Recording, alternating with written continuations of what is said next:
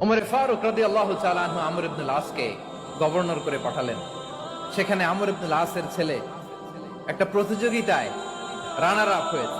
এক মিশরি সেখানে চ্যাম্পিয়ন হয়েছে। রানার আপ বুঝতে পেরেছেন তো? রানার আপ সেকেন্ড হয়েছে, এক মিশরি হয়েছে চ্যাম্পিয়ন প্রথম। কিন্তু গভর্নরের ছেলে ও জিততে পারে নাই। ও রাগে ওই মিশরির গায়ের মধ্যে কয়েকটা লাঠি দিয়ে বাড়ি মেরেছে। মিশরি যে মদিনাতে ওমরে ফারুকের কাছে বিচার দিলেন, আপনার গভর্নরের ছেলে অন্যায়ভাবে আমার গায়ে হাত তুলেছে। সাইয়েদনা ওমরে ফারুক আবার ফরমান জারি করলেন, আসো মদিনাতে আসো। মিশরীকে ডাকলেন। ওই মিশরের গভর্নর আমর ইবনে আল-আস রাদিয়াল্লাহু তাআলা আনহুকে ডাকলেন, তার ছেলেকেও ডাকলেন। সবাই বসে রইল।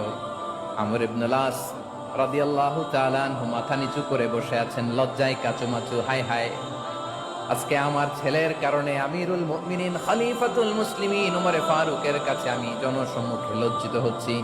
সাইয়েদনা ওমরে ফারুক বললেন, এই নাও লাঠি।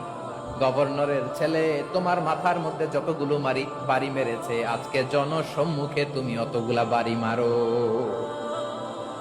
মিশরি বলে, থাক, আপনি যে ডেকে আনছেন সবার সামনে এটা বলছেন, এতেই আমি খুশি। আল্লাহু আকবার। আপনার মহানুভবতা দেখে আমি খুশি, আর অপমানের দরকার নাই।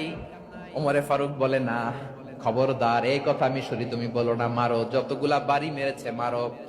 বাধ্য হয়ে মিশরি আমর ইবনে আল-আসের সামনে ওনার কলিজার টুকরা সন্তানের মাথার মধ্যে বাড়ি মারতে আরম্ভ করলেন। ঠিক যতগুলা বাড়ি গভর্নরের ছেলে আমর ইবনে আল-আসের ছেলে মিশরির গায়ে মেরেছিল, মাথায় মেরেছিল, মিশরি গুনে গুনে ততটা মারলেন।